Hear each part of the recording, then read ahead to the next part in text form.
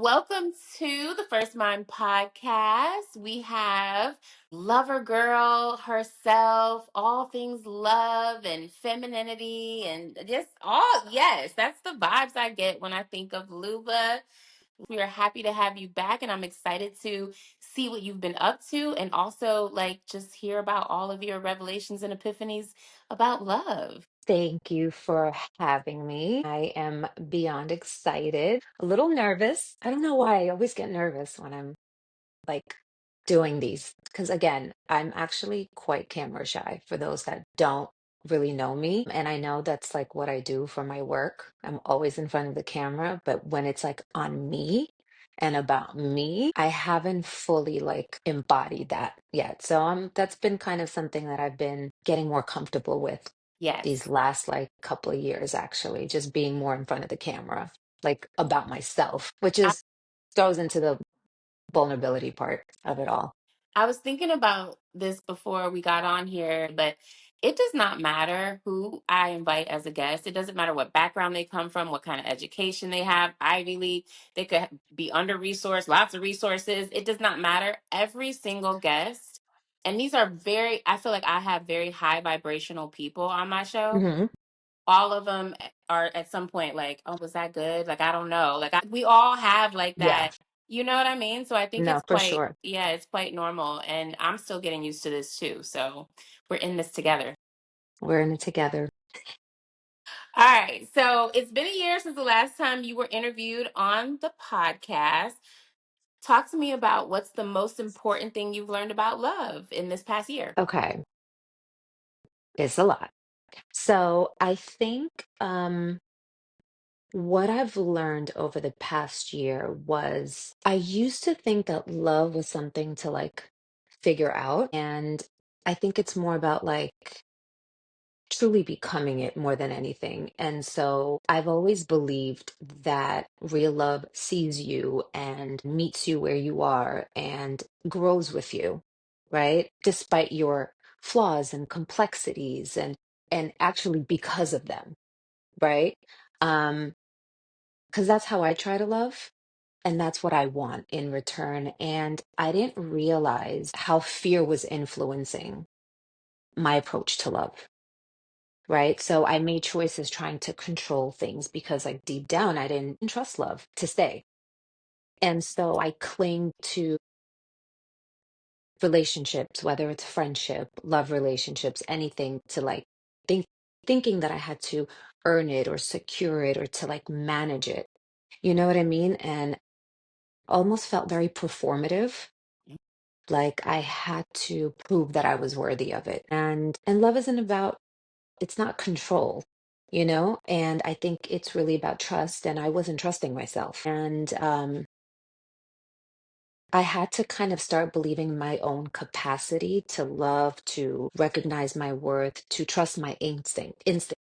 I used to look to everyone else for answers and to everything outside of me. I feel like life had to like put me in a position to sit me down to really learn how to trust myself, just to sit with myself and not look to anyone else for anything, like to know that I really have the answers for everything. And I've also learned that the right love will meet me exactly where I'm at, like in every season.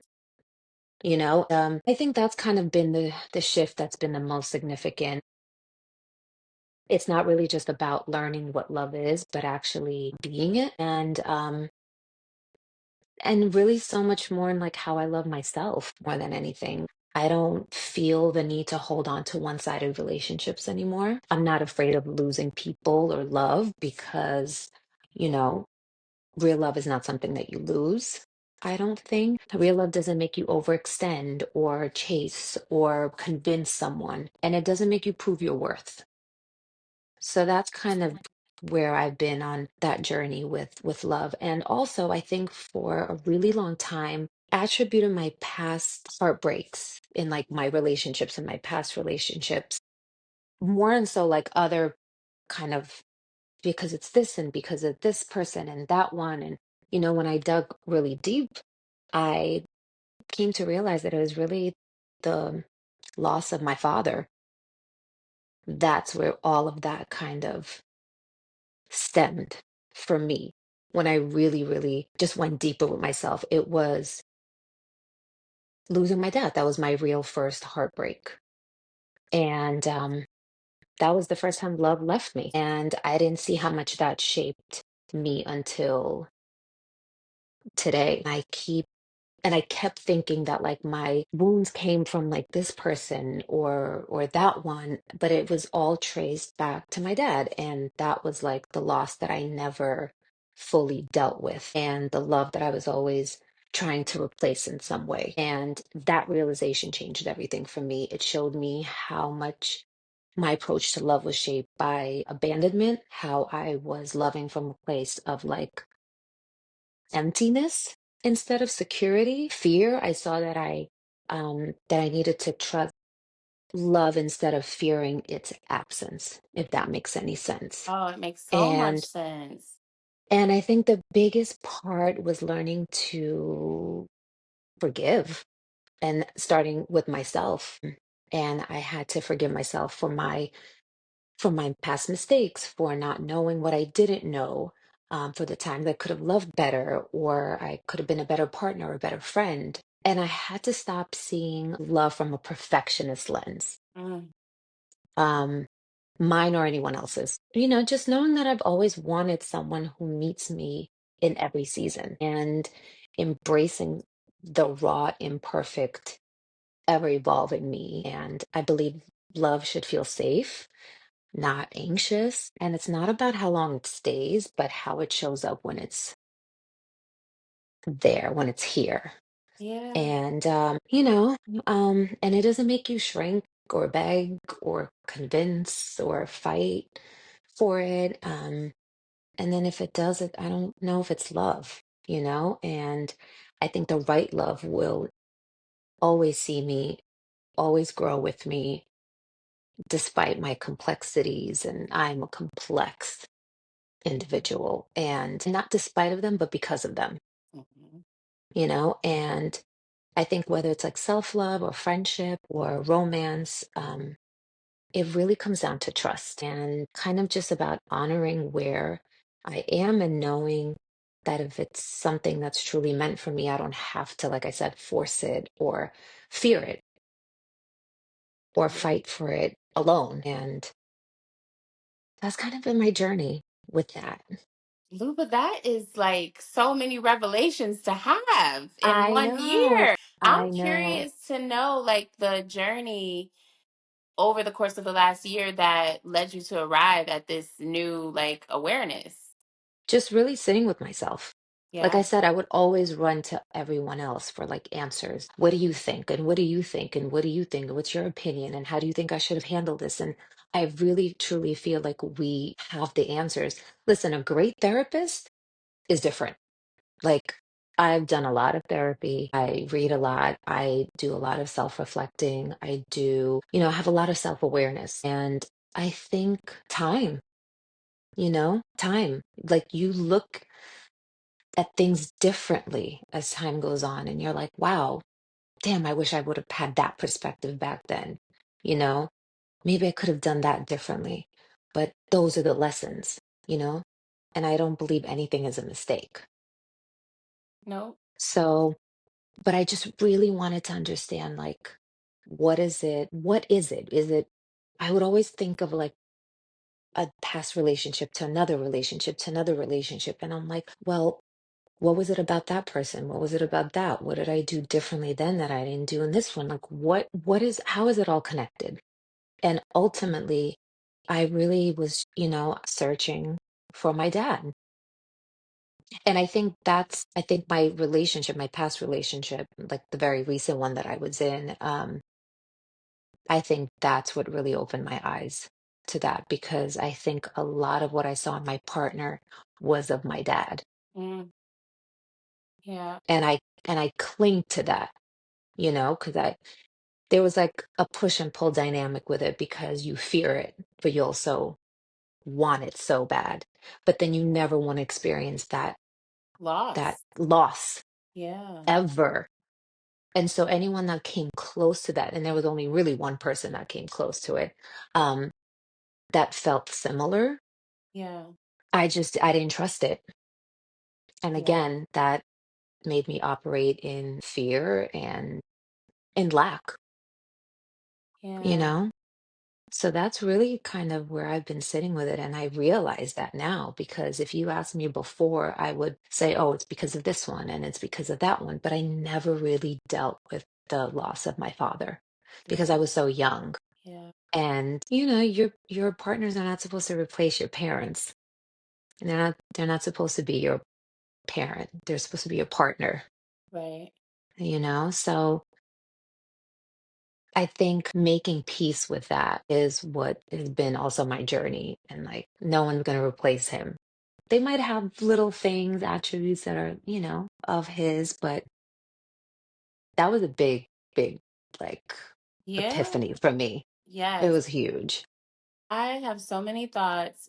First of all, I want to just thank you for your vulnerability and sharing, because that's not an easy journey and it's not an easy thing to talk about our vulnerabilities. I would say that my life completely transformed when I stopped focusing so much on the external factors and started to look Right. at, like, why are these things showing up in your life repeatedly? Like, there has to be something that I'm doing that would be attracting the same experience over and over again. So I think that curiosity about, like, our patterns, or just even becoming curious about ourselves and not just Hmm. blaming it on, I mean, there's so many things to blame it on. Like, you could blame it on your bad relationships. You could blame it on, Donald Trump is president now. Like, there's so many Hmm. things that we could, like, focus on to distract ourselves. But the truth is, it's always about how we're responding to the environment and not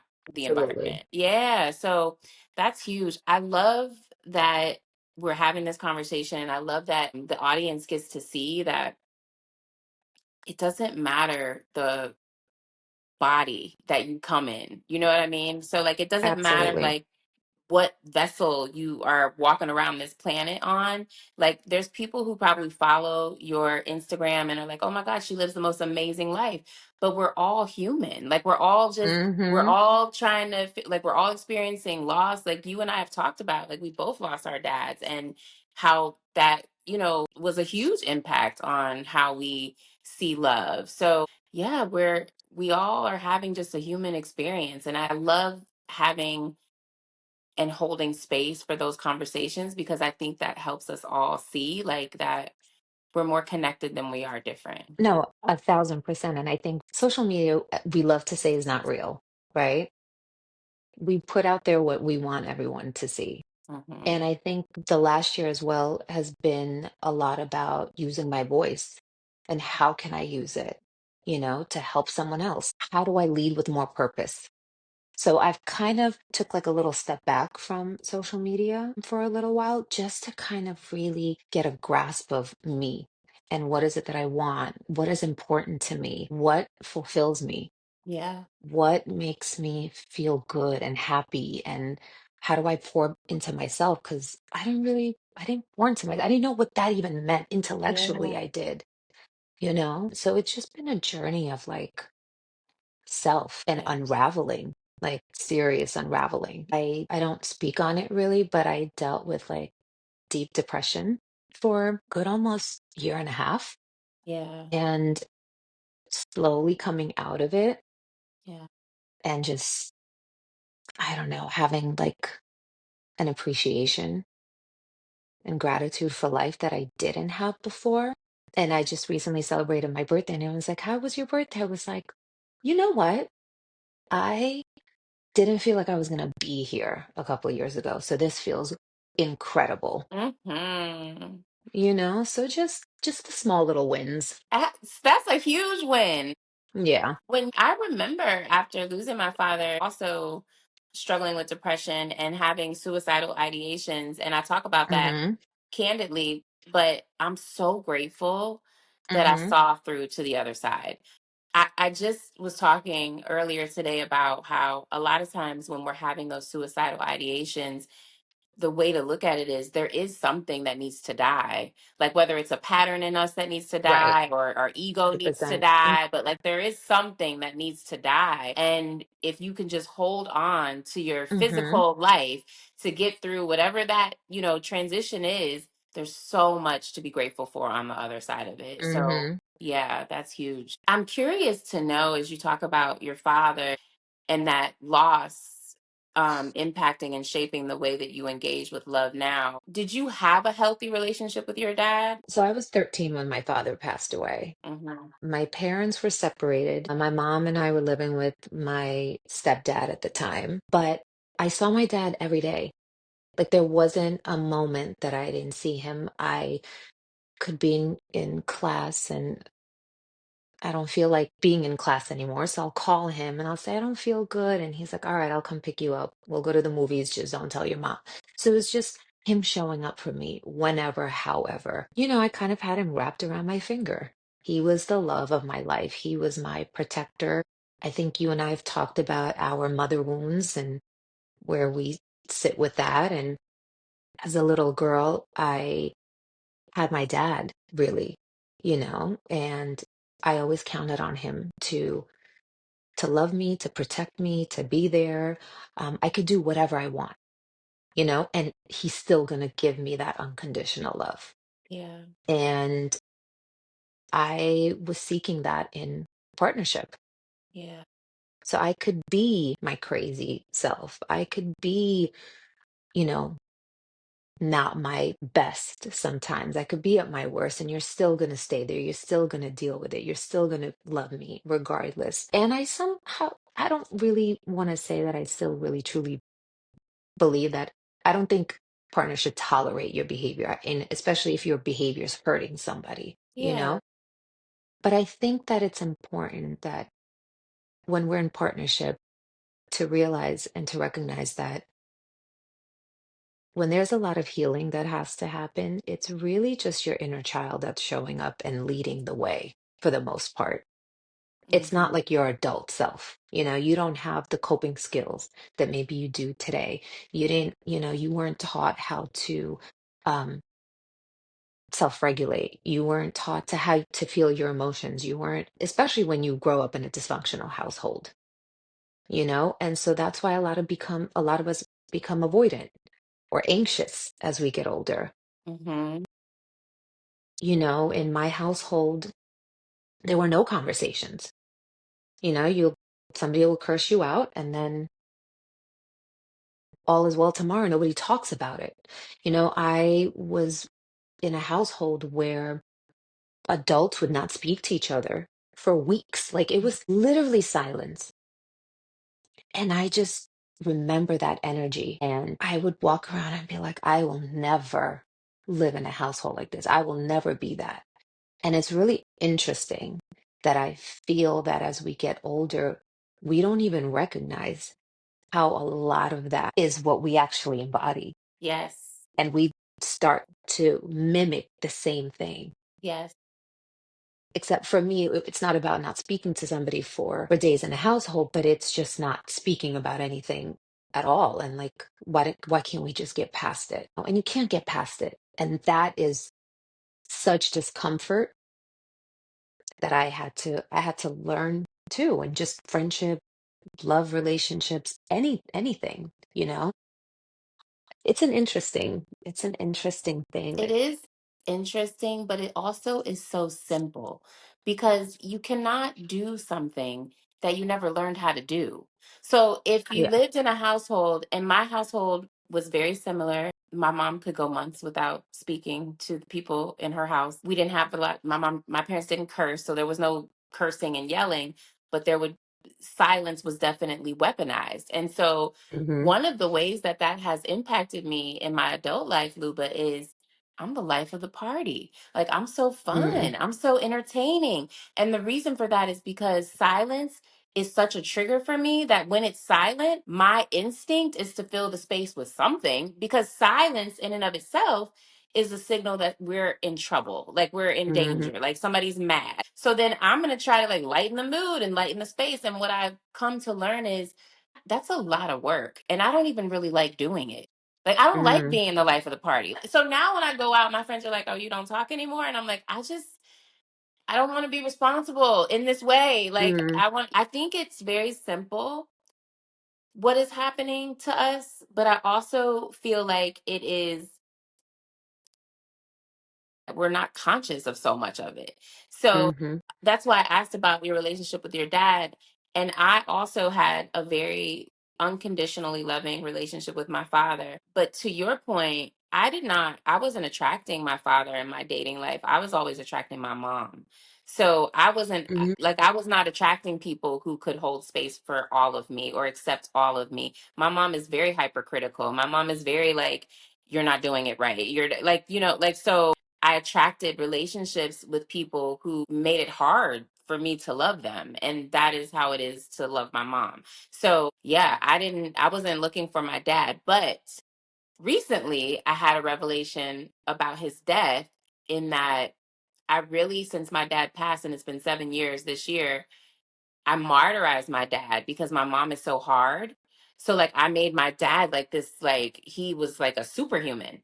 And what I'm coming to learn is that my dad was just a regular human. Like, he wasn't a mm-hmm, superhuman. He also had flaws. He also had struggles and demons. And um I had a life coaching experience, and what came up is that I'm kind of mad at my dad.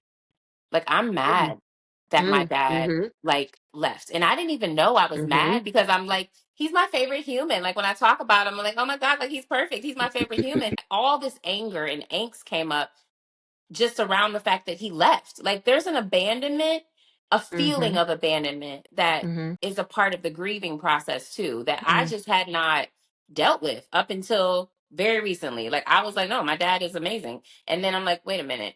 I think I am kind of mad that my dad just left the planet like that. Even though Well, he it's had no, like, it wasn't his, like, he was sick. But I was like, no, like, right. there's still a part of me that feels abandoned by him. So it's interesting. So I want to just point out two things that you said that you attracted your mother, right? So what's interesting for me is I was seeking out my father, but attracting my mother Hmm. for the first like probably 10 years of my life that I was just dealing with, relationships, situationships, whatever. And I didn't realize that until I was in my like real relationship, which Hmm. was my last relationship. Um, that what's interesting is I almost became her, kind of like I became critical, I became hard, Mm. and wanting him to be my dad because I also watched their dynamic growing up. And my father, even though my parents were not together, loved my mother, worshiped the ground she walked on. And he was just like, listen, it's either Naomi Campbell or it's your mom. And I was like, well, I don't know what to tell you because I don't know if you're going to get yourself a Naomi, but I would love for her to be my stepmom, but okay. Um, so I was also looking for that in my relationship, that same exact dynamic that I could throw a temper tantrum, I could lose my shit, I could just be raw, I could be my worst, my best, whatever it is, and that person's going to love me. And I had to have conversations with my mom about it, and she would, tell me like you idolize these, you know, this dynamic between your dad and I, but it was toxic, and it's not healthy. And then the other thing too is it's interesting you said you were mad at your dad. I was so angry at him for years that it took me also the last 2 years to even just recognize that, to have that revelation, because my father was a drug addict. So for me, it was like, why would you do that? Like, why would you leave me? Like, you knew that it's a possibility. And I think a part of me as a child always, I intuitively knew that he was a heroin addict. Mm. So I intuitively knew that he was abusing for a while. I don't really know the details of like how long. I think he was trying to like get off of it for a while, but I always just wanted to like be his savior. He didn't have my mom, he didn't have anybody, and I was the one always making sure that he was eating healthy and making sure that he would, you know, take care of himself and dress himself and like just put in effort. And I think that kind of went into my relationship where I would want to make sure that, did you shower? Did you do this? Like he's a grown man. He could take care of himself. He's been doing it, his whole life up to, up until I got into the picture. But that was my like love language. That was my way of showing love. Because I think there's a part of me that felt like I was saving my dad in that way, Yeah. you Luba, know? Lou, it's been a year. I My know. goodness. A whole lot of revelations. I, So it's still a journey that I'm on, that I learn something new every day, but I had to really, like I said about forgiveness, it was forgiving myself, but also having, you know, to forgive him. yeah, And when I was young, I refused to like go to the cemetery. yeah. I did not want to do that. I was so angry with him because I was like, you were the only one that like protected me and loved me. And how could you go? So yeah, it's been a lot, but it's beautiful. It is beautiful, but it is complicated. Again, I'm just so glad we're talking about it because I don't think people would know these things about us. Like, just when No. they approach us or engage with us. But yeah, my dad he struggled with alcoholism. And Okay. he was free of alcohol and all of that for the last probably 12 years of his life because of his health issues. And so he was really trying to turn it around and ended up passing anyway and from liver cancer. Yeah. We talked a little bit about your episode last season and Dr. C's episode really being the top episodes of the podcast. And Dr. C talked a lot about attachment styles. And she talked Hmm. about how our attachment styles can be fluid and they can change depending on like who we're engaging with. Absolutely. So it could be one thing in a romantic relationship and it could be completely different in your friendship relationships or your work relationships, whatever the case may be. Out of a lot of addiction or familial addiction, even if Hmm. like, because I don't have addiction issues, but I talked Hmm. about my dad. And so a lot of codependency comes out of that. What is your attachment style? So I actually wrote this one down because I had to do a whole kind of test for it. I had an idea of what I was, right? But because I would go back and forth between anxious and avoidant. Mm. And so let me hold on. I will tell you what it is. Let me find it. So my attachment style is disorganized. So I'm a fearful avoidant, Mm. basically. And it makes a lot of sense. It makes a lot of sense. And I think it's more about like the push and pull dynamic. And I've gone from like super anxious where I'm like overextending myself, where I'm performing or chasing and doing the most to feel value and secure, to being completely the opposite, to being super avoidant, and where the second that I do feel secure, I kind of pull away because I feel like when love is out of reach, I would have to fight for it. Yeah. And when it's there, I don't know what to do with it. Yeah. I mean, Mhm.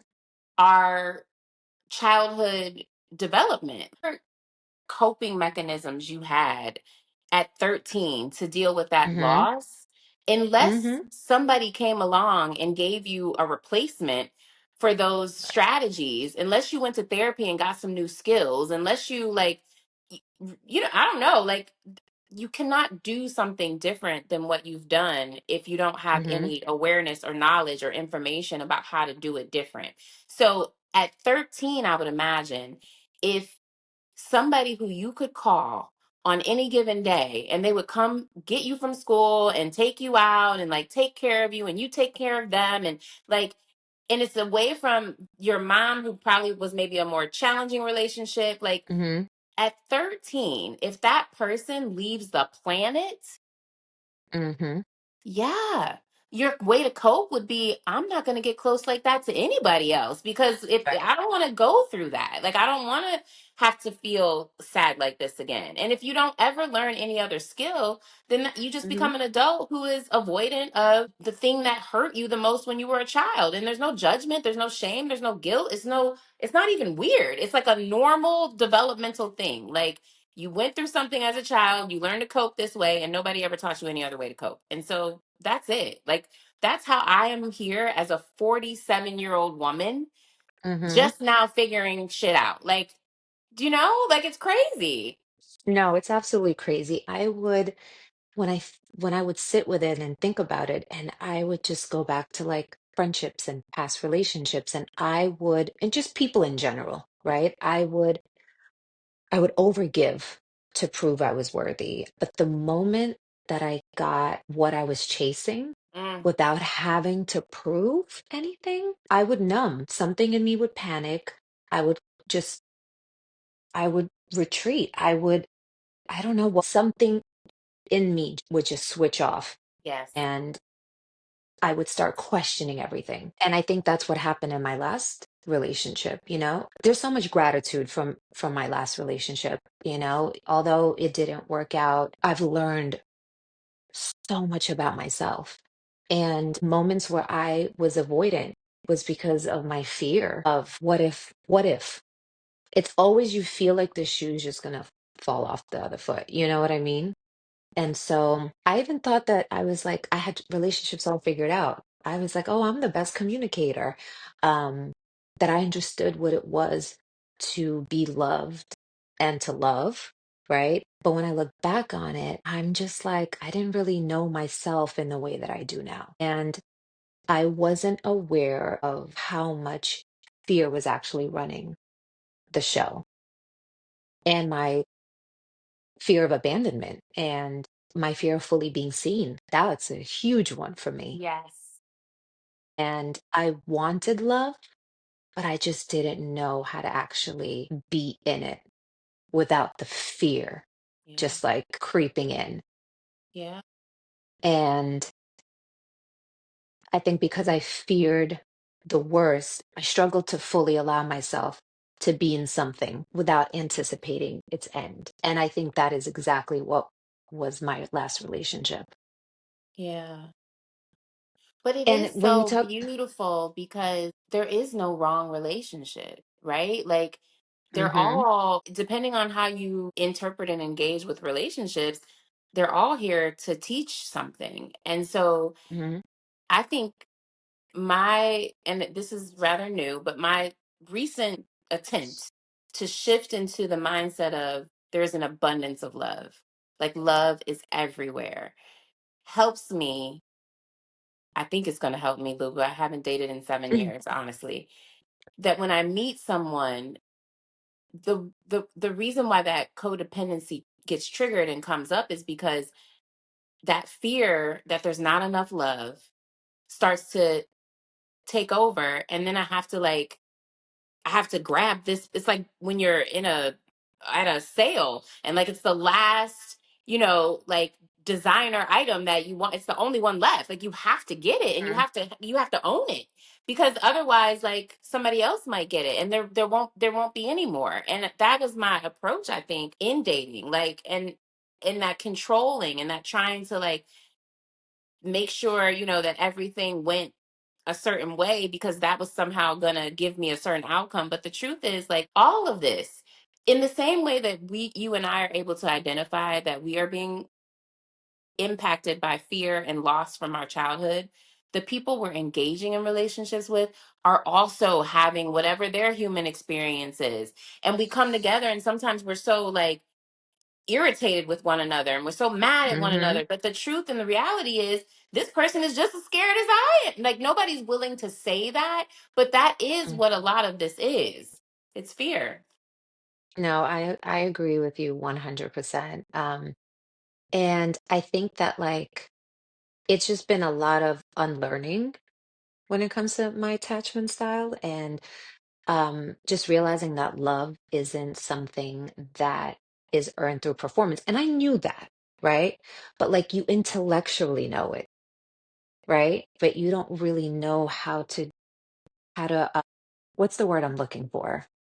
Not to unlearn, but to Well, it's not embodied. Like, it's something like right. a lot of things we know logically, but they're not embodied in our spirit and in our soul. So even though, yeah, I know I'm not supposed to have to perform or work, Like I've lived an existence where really my survival, it felt like, was contingent a lot on my ability to perform and pretend and be fake. And you know what I mean? Like, so yeah, I think the difference is there's things that we know in our mind, but then there's things that we just know in our soul and in our spirit.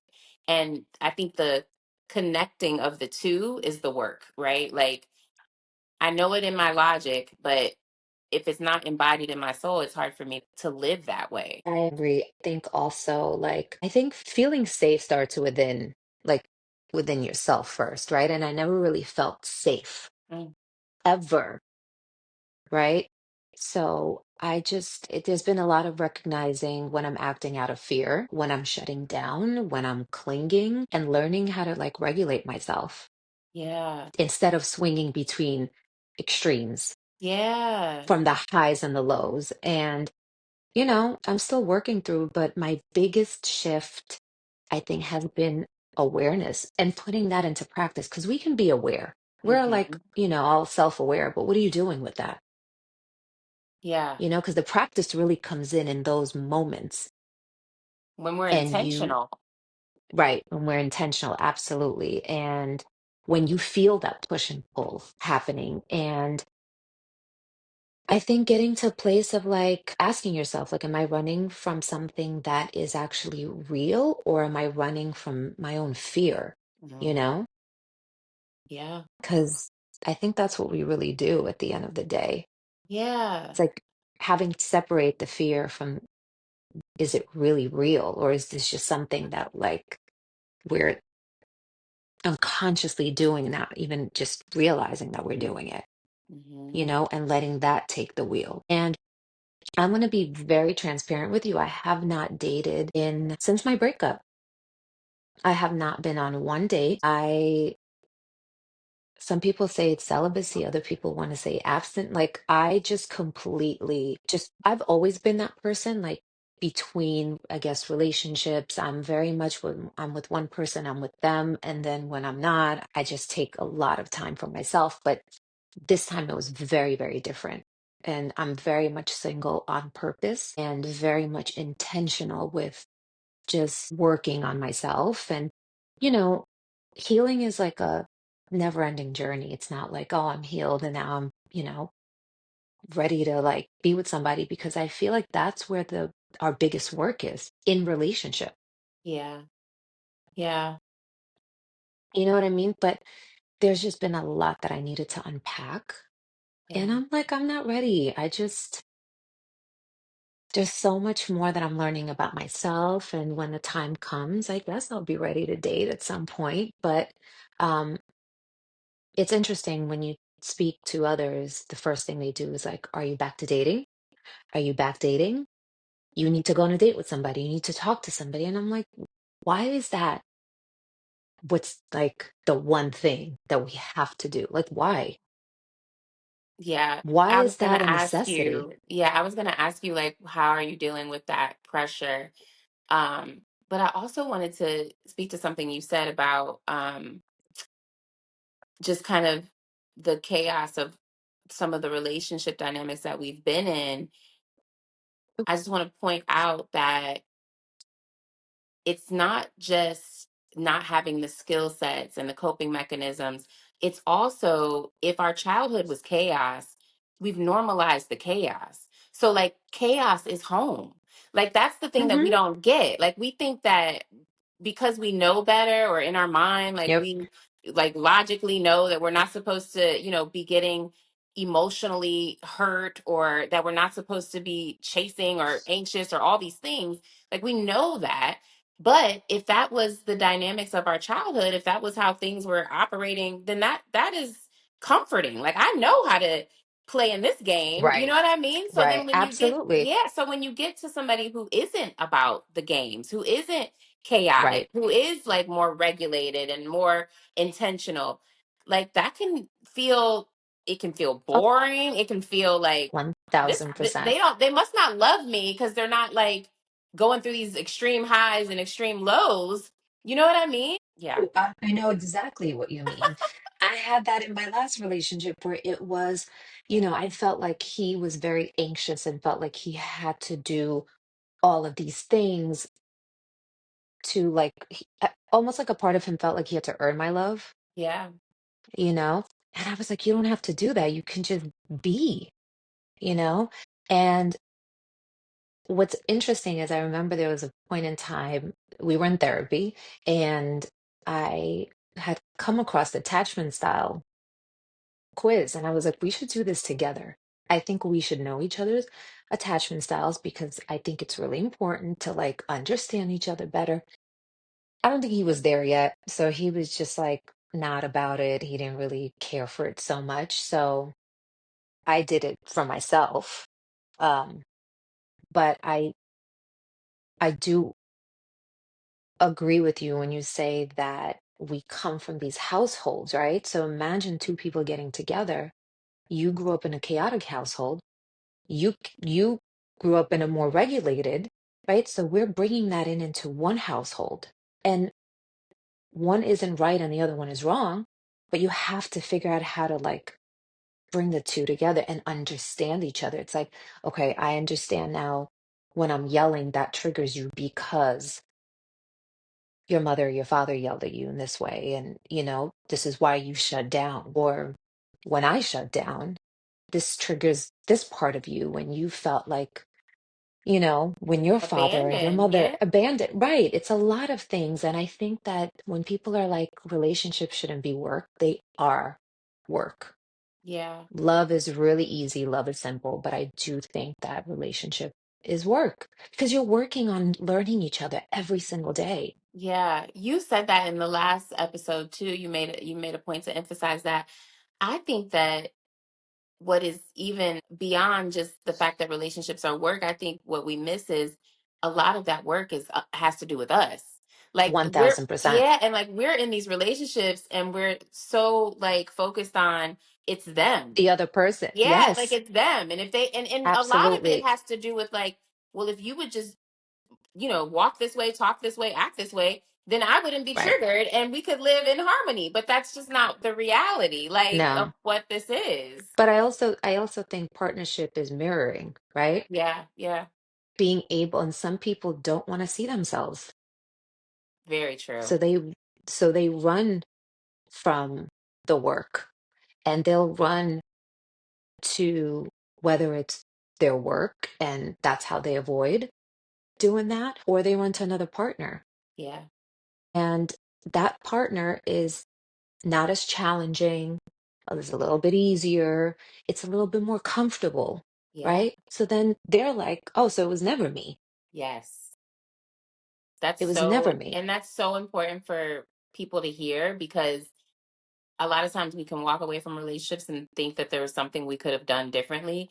But depending on where that person is in their journey, they just may be on the run forever. Like there are some people who like date and date deeply, it seems, and then it comes to that crossroad where some of this work is going to be about me.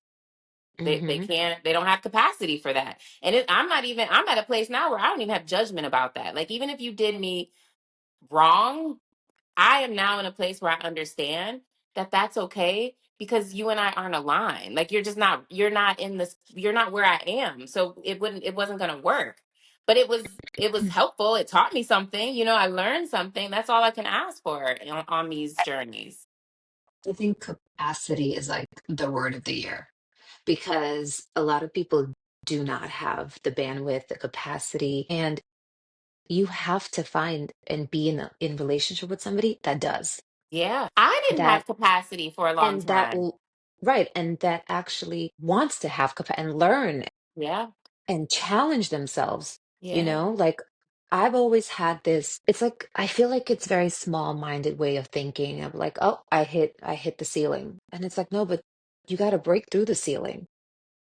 What do you mean you've hit your capacity? Find it. You know what I mean? Like, dig a little deeper, do things differently because you're going to be forced to have capacity in every relationship a little bit more and more every single time. So find that one person that you're willing to grow with and walk with.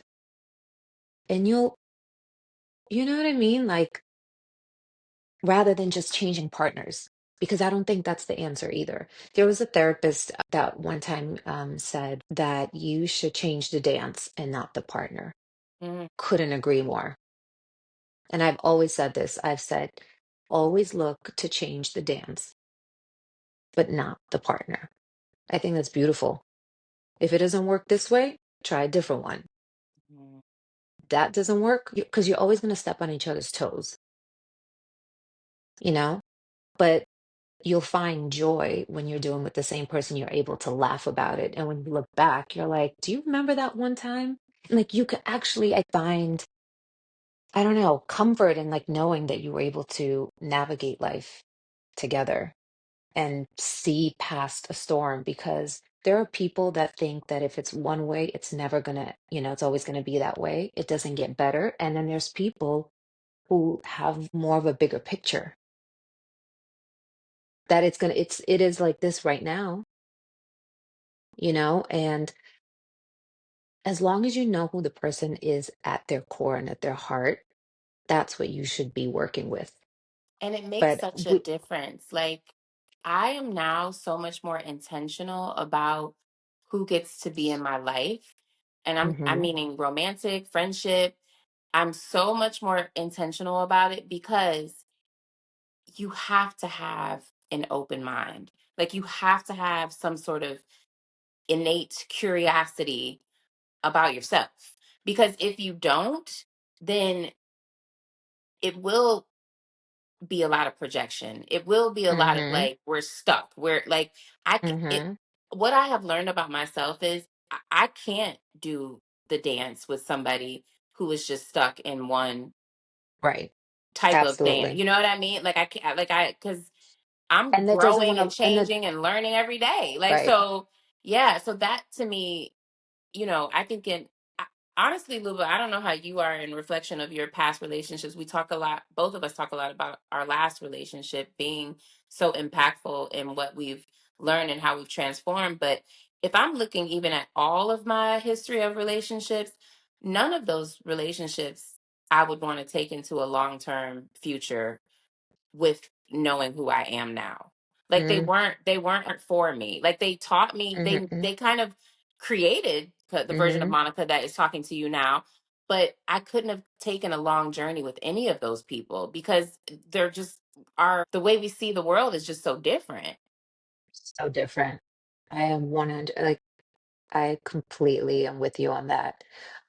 And I think it's like, that's why I always say I want to, have somebody that is willing to grow Yeah.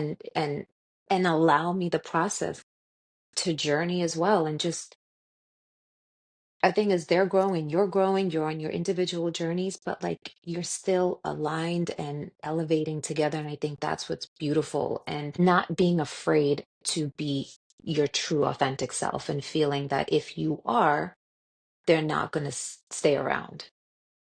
Like that fear of like, what if I really told him how I feel? Like, what if I, you know what I mean? Or even, I feel like a lot of times in relationships, especially in conflict, we mistake our partner to be that person because of a mistake they made, or how they act. And I feel like we do that a lot more often than we even realize that we're doing, because our Yeah. partners are not their mistakes, Yeah. you know? And understanding, I think being curious is so important in relationship. That to me is like the biggest thing. Get curious why your partner reacts the way they do. Get curious why they shut down. Get curious, like just ask questions. Yeah. You know what I mean? I want to ask you, Luba, how free do you feel at this point in your life to show up as your most authentic self? Because one of the things that I notice about avoidant, Mm-hmm. whether it's my avoidance or people I know who seem to be operating in that attachment style, there is a intention in not showing up as yourself. Like, there's still like Mm-hmm. parts that you hide. Like, a lot of the avoidance is, I don't want you to see the full me. I don't want you to see the real me because whatever happened on their journey, the real them maybe wasn't loved or the real them wasn't cared for. I'm curious to know, like, how free do you feel in who you are now to show up as your most authentic self. I think I'm still working on that, to be very honest. I'm still learning how to be free with myself. Yeah. Uh, but I but there's definitely been a lot of growth. And I definitely there's moments when I think to myself, God, if I could just show up the way that I am today in my last relationship, like who I am today is who I needed to be then. Mm, But then there's that, it goes back to forgiving yourself for your shortcomings, for mistakes, and not carrying the weight of why a relationship didn't work, because it's always two people. And maybe these are the lessons that I had to learn outside of that,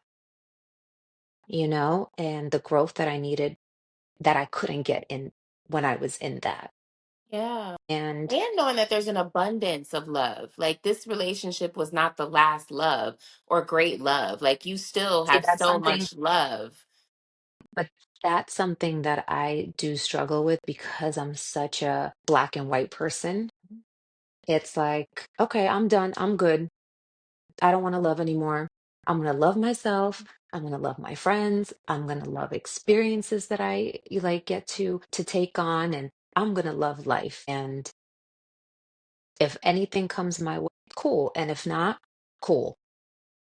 Like, I think that's where I'm really at. It's more about acceptance, right? And Mm-hmm. accepting where I'm at today and accepting that if that is meant for me, it will come into my life. I will welcome it, right? But if it's not, then I am okay with being just with myself. And I think I had to get to that place Yeah. because I think that we're not safe within ourselves. We're going to search for someone else to fill all the things for us when we're the ones that are avoiding it. Yes. And so for me, it's more about that. Like, I don't want to look for somebody to be happy. I don't want to look, sure, would it make my life easier? Do I get to take great expensive trips and like do all the nice things? And you know what I mean? But you do To that me, it's like, now. You give that I to yourself do. now. Absolutely, I do. And I absolutely would want to do that with the partner. But I'm saying at the end of the day, for me, it matters about friendship. Like, I really want to feel like I have a best friend in a partner. And I felt that way in my last relationships, don't get me wrong, but that is like fundamental to me. Like, I cannot be with somebody that I don't feel like is my friend. And it takes me, a really long time to trust people. Like, it Yeah. does. It takes me a while, but especially when you get heartbroken like that, you know what I mean? Like, again, I'm not saying that never again, but I think that I needed to take this time to be with myself and moving forward to just be even more intentional. Yeah. But like there was a lot of maturity that had to happen on my part and a lot of wisdom and a lot of things that like I now can show up and I know that I could do things differently. And I don't know, in return I would hope somebody would just hold my hand and be like, we'll do this together. You know what I Yeah. mean? Like you don't have to hide parts of yourself. Yeah. I'm right here. We're gonna do that. You know what I mean? So, but like I said, it's being in a place of acceptance and being at a place of just, I love my life. I love who I am. I love who I'm becoming. And if someone is meant to be on that journey with me, they will be. And if not, then I'm okay with being that with myself. Yeah. You know what I mean? And I just don't have a desire for it right now. I just want to keep like being with myself and dating me. That's like the last thing. You know what I mean? And I feel like we make better choices that way. Yeah. And you're not choosing out of fear or anxiety or, pressure from society. Because I would be kind of hard on myself. Like, oh my Hmm. God, you're always looking for love. I struggle with codependency. So it makes sense that I have this anxiety You're about, also a Libra. yeah, like I'm a lover. Like, so I'm always, so I You're have also to a like, Libra. I have to say to myself, like I have to honor that part of myself that is Mm-hmm. yearning for love, because I'll be like, girl, you're fine. Like you don't need no love. Like you Mm-hmm. got this. Like you're taking care of yourself. You started a business. Like you're Mm-hmm. doing, but no, Mm-hmm. like I still want love. Like so I have to like just allow myself the wanting. It doesn't make me weak because I still want partnership, you know? I think Of what I'm course. learning is I can want partnership and still take care of myself. For me, it was actually leaning into somebody and allowing them to want to take care of me and to nurture me Mm-hmm. because I always felt independent. I got this. I'll do it. I can handle it. So allowing somebody to actually want to take care of me, that was always my biggest challenge. If you were to do that, you're going to take it away from me. You're Yeah. not going to be there. Yeah. You're I not going to think, show up. no, for sure. And I think there's also, for me, that dynamic plays out in that I'm the rescuer. Like I'm the fixer. Hmm. I'm the nurturer. So like Hmm. so much of my self-worth revolved around my being the person that is going to bring you back to life. And I'm good at Hmm. bringing people back to life and bringing things back to life. But that didn't leave a whole lot of room or space for me to allow somebody else to give that to me, like what you're saying. And there would be an anxiety if they wanted to give that to me, because Hmm. then I'm not worth the relationship if I'm not bringing you back to life. Like if I'm not doing my Monica Right. magic, then I'm not worthy of Right. the love, you know? Like Right. so there's so many layers. We could talk. So many. With so many layers. I want to like pour myself a glass of wine and just like go in deeper. But that's like a whole other podcast. But yeah, I love it so much though. Yes. Like I love learning about myself. I love the psychology about just human beings and the way we think and why we do the things that we do, why we operate, how we operate, And I think I'm like the first one in my family to really even just do the work, Mhm. to make different decisions and kind of like being the one to break the generational cycle and the Yeah. traumas, and boundaries. I didn't understand what boundaries were ever, Yeah. and being comfortable with setting them.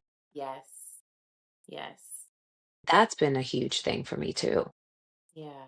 And just not, like I said earlier, not fearing like if I lose a friendship, I know the type of friend I am. I know the type of partner I am. I know who I am. I know who I can be, Yeah.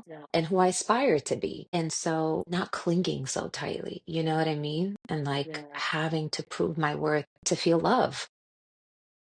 And the people who are meant to see me and celebrate me and love me and will hold my hand, you know, Yeah. through all my seasons. Yeah. And I that's love really, that. I love that. I want to ask you before we go, how would you say that pouring into yourself, holding space for yourself, taking this time to date yourself, that self-love journey, like how do you think that that impacts your ability to connect with other people, if at all? I'd say I'm more gentler now. Mhm. I'm a lot gentler with myself. I'm less critical. I am less caught up in perfection. Yes.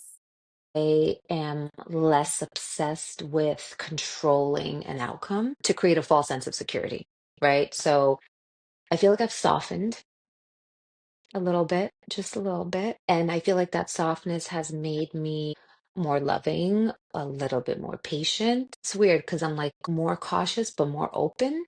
Yeah. It's weird. More discerning.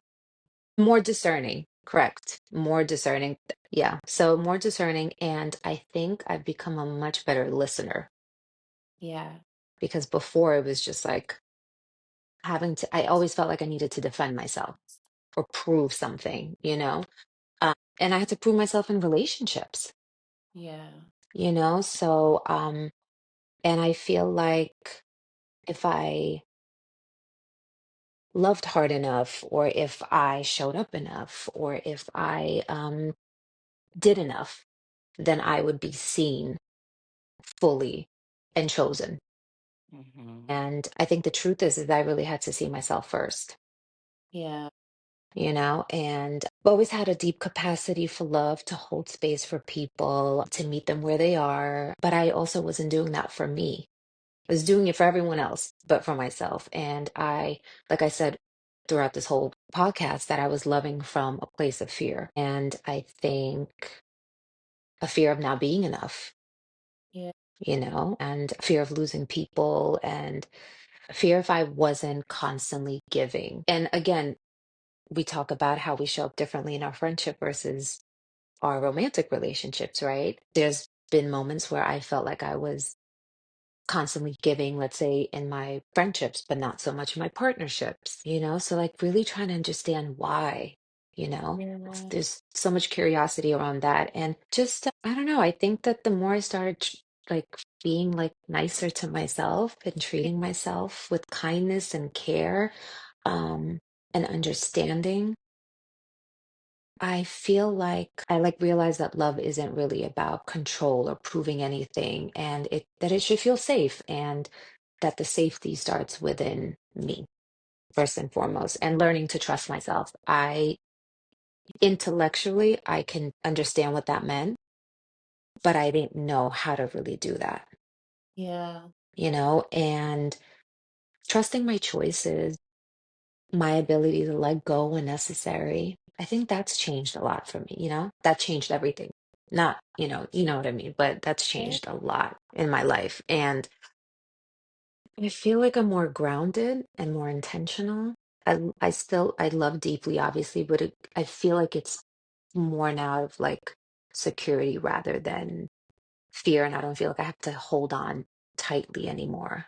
Like I can loosen the grip a little bit. And, um, I don't really force, I just am. And I know that my love is valuable.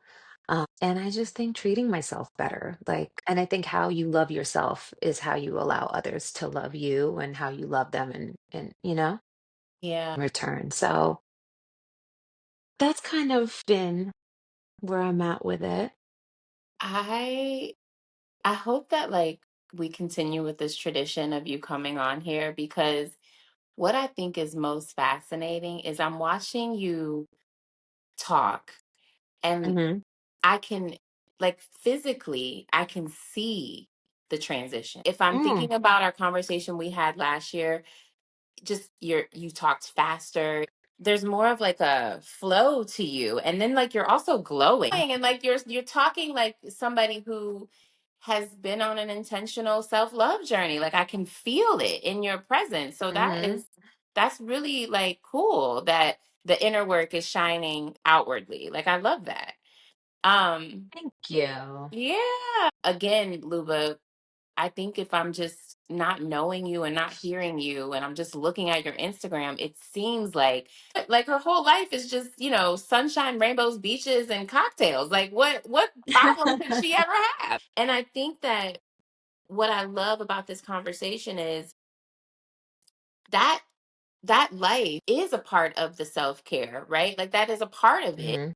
And there also is the part that is this internal work of our emotions and healing the wounds and taking a honest look at ourselves and being authentic and accepting. I'm not always at my full capacity. I'm not always my sunshiny and bright self. Like sometimes I'm sad. Sometimes I'm truly depressed. Like sometimes I'm low. Sometimes Hmm. I'm not the entertainer. I don't feel like talking.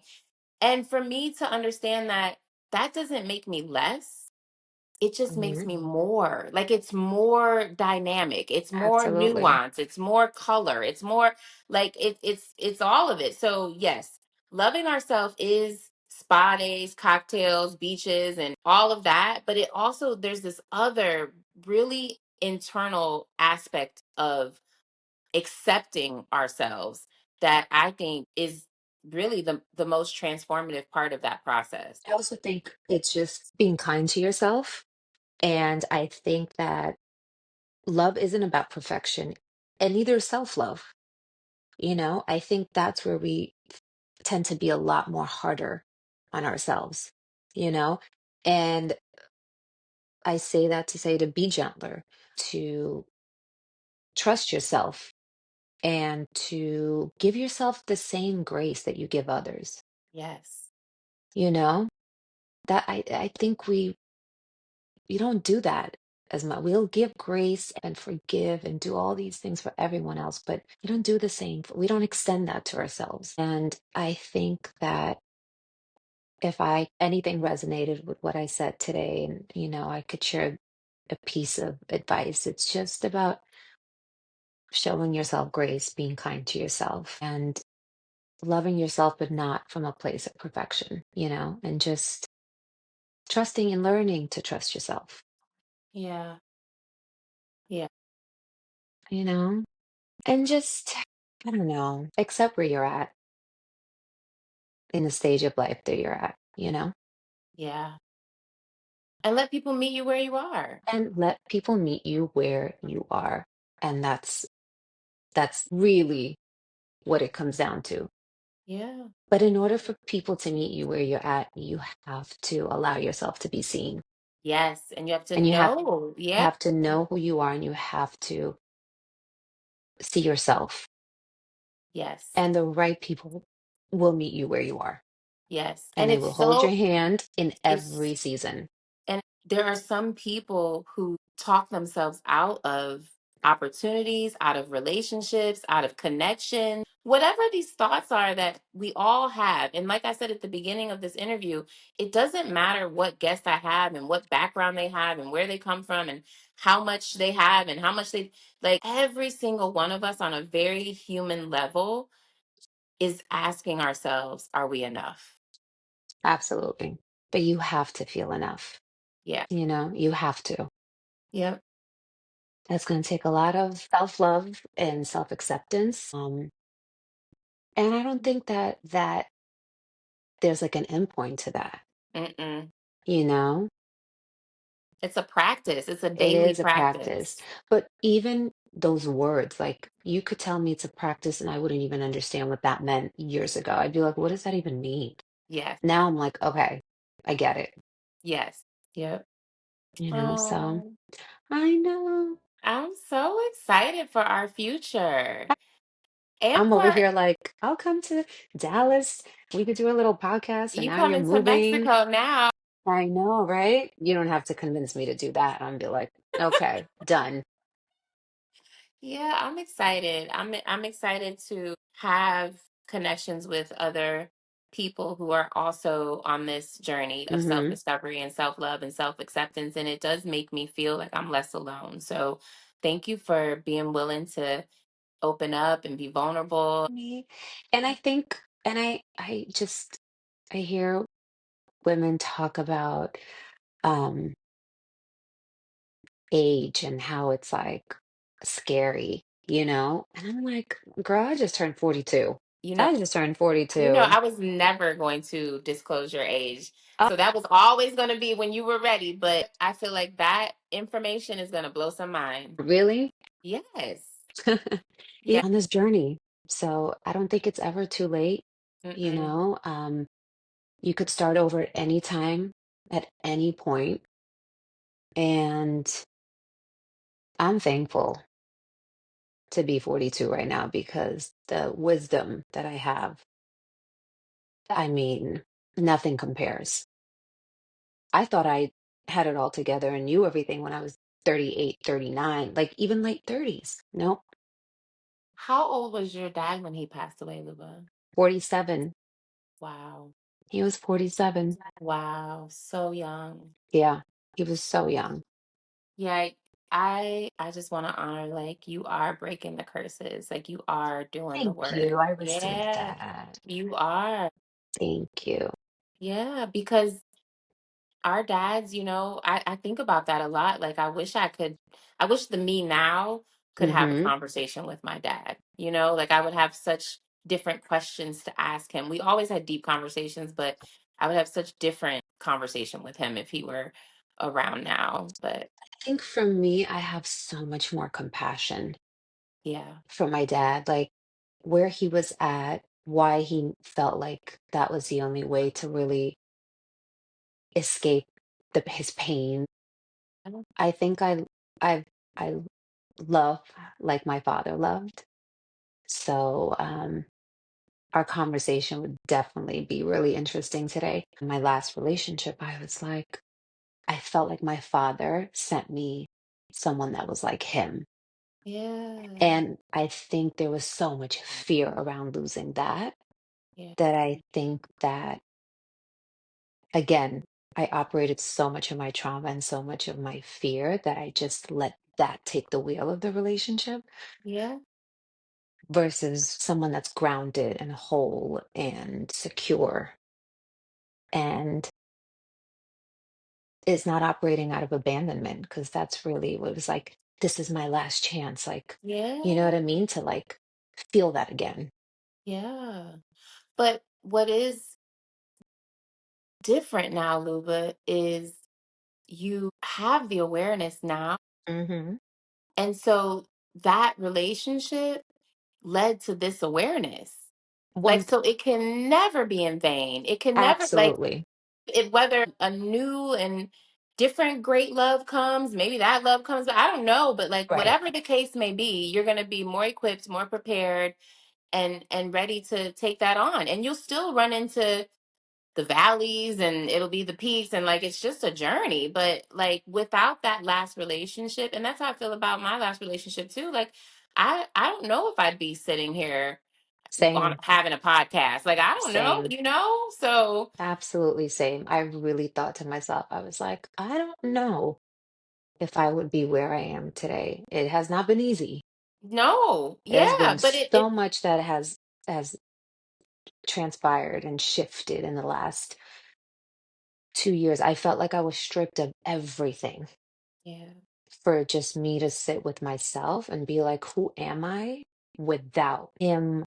These things, the material, the valuable, everything that I put so much value into. Who am I with all of this now stripped away from me? yeah. And that is a very raw place to be. Mm-hmm. But you learn so much about yourself, so much. And I hold so much gratitude for that. Yes, yes, me too. And it makes you just see relationships different and see people different too. Oh my God, 1000%. Yeah. So we are going to have to get back out there though. At that point, people would You're be like, only you're, 2 years in. I'm 7 years, yeah, okay? girl, I don't know about that. That's a little long Seven time, but years. I don't know. And people, it's not what I do appreciate about the 7 years though is I haven't just been sitting idly. Like this has been work. Like I have been working on myself for mhm, 7 years, very intentionally. But I do think there's avoidance in there for oh, sure. for For sure. sure. That's a whole other conversation, but 100%, 100%. And I'm Yeah. like, how am I supposed to ever meet somebody if I don't ever leave my house? Oh, I leave the house, but I See? am like you say 2 words and I'm already diagnosing you. Like that's how I keep myself No. safe. Like I have this, and it's really just it is fear, right? It's more Mm-hmm. criticism, more fear. Mm-hmm. Like that's what I'm familiar with. That keeps me safe. That keeps me comfortable. But so I just keep telling myself I haven't met anybody who I like in 7 years. Yeah. So we'll see. We'll see where we Now I are. want to dissect and diagnose you and ask you questions. All right. So I'm on the next episode of the First Right. Mind podcast with Luba. We might let you ask me some questions, but Oh, thank okay. you. Thank you for having me. Thank you Thank so you for much. I look coming. I forward to this. appreciate you. Yeah, this was so good. I wanted to dive a little deeper this time around, and I think we did that. Like, Yeah. yeah, I think people are going to be very surprised by some of what we talked about. So I'm excited and come back. Well, anytime you want to have me. Yeah, I'm looking forward to all things Luba and everything in the future. Is there anything you want to leave people with in terms of like connecting with you or following your journey? So, it's interesting that I've been talking about getting more into like my personal stuff and just having like that space for women to have the conversations and learn about me more. So I've kind of tapped more into like the TikTok world where Yeah. I like actually get on there and talk a little bit more. Are talking on TikTok. A little bit more. I know people are like, I don't even know what your voice sounds like. I'm so excited for you, Luba. But I'm still on Instagram at Luba, Yeah. and I'm still in the beauty space and the fashion space. And I'm trying to just figure out how to like merge all of that with like the next evolution of me. Yeah. I just Yeah. want that space for women where we could talk about it all. So, you know, I just keep think following that, the journey and yeah, and I think you're already doing it. Like, whether you understand that or not, like, you're already, I know, thank you. You've said yeah, that to me before, and I really appreciate that. yeah, you really are. So I know the journey to being seen. Like, it is, it's difficult, it's Yeah. challenging. I still have a hard time with it, you know? So I think any little step we take in that direction of being our authentic selves and being, like, this is who I am and this is, either accept it or not. I think any small steps we can take in that direction is Yeah. leading us to our true path. So I'm excited for you. I'm excited for Thank you. TikTok to get to see Luke. I'm not on Oh my TikTok. God. My children are always like, you got to be on TikTok. I did not love TikTok. Like, It's the one place where you feel like there's no judgment. You everybody don't have says to that. think as Yes, much as you do everybody everywhere says that. else. I could not do the technology of Mm. TikTok. Like, I'm so used, like, Instagram, I'm comfortable, I know what I'm doing, but like I couldn't figure out how do I put the music, how do, like, it was too overwhelming for me to learn a whole new platform, and I was just like See, disengaged. the thing with TikTok, I feel like, is one day I'll post a video of like my outfit. The next day I'll do like a beauty skincare routine. The next day I'll talk about the transits in the sky and astrology because I love astrology. For I'm those so people who know me, know that I love astrology. So I talk about that. So it's just like everything that is me in one space where I don't feel like I have to like pick, you yeah. know? Where can people follow you on TikTok? Oh my God, it's Lubalicious. Yes, I know it's yes, so I'm like, Luba. No, God. I love I it. tried I to get love my name, but it wasn't available. So Luba. There are so many women, and no disrespect to anybody who is in this part of the journey, because it's a valid part of the journey. But there are so many women. I think about this with my own mom, who get to our age and just pack it up. Like, they just assume it's over. You know what I mean? And so I'm girl, just so I grateful that I I love still my have a skin. wanting, yeah, to Yes, like, because I learned so much, even from the younger people. Like, right. I learned so much. So I love that you're on TikTok. I love that you are gonna Post expand. more. Yes. I'm trying. Yeah, I think I really need to take these last couple years to just really self-reflect and um move with more purpose and intention and find out what that is for me Yeah. and things that I love and trying to like just kind of learning how to merge that into Yeah. one. Because I'm still a girl's girl. I'm going to post all the outfits, I'm going to post all the beauty stuff. I don't gatekeep, I let everybody know what it is. But I think that a lot of people don't really get to know like me. They don't. Yeah. Yeah. And, so I've kind of been gatekeeping myself. And rightfully so. I There's a part of the journey that requires that kind of protection, I think. yeah, that sacredness and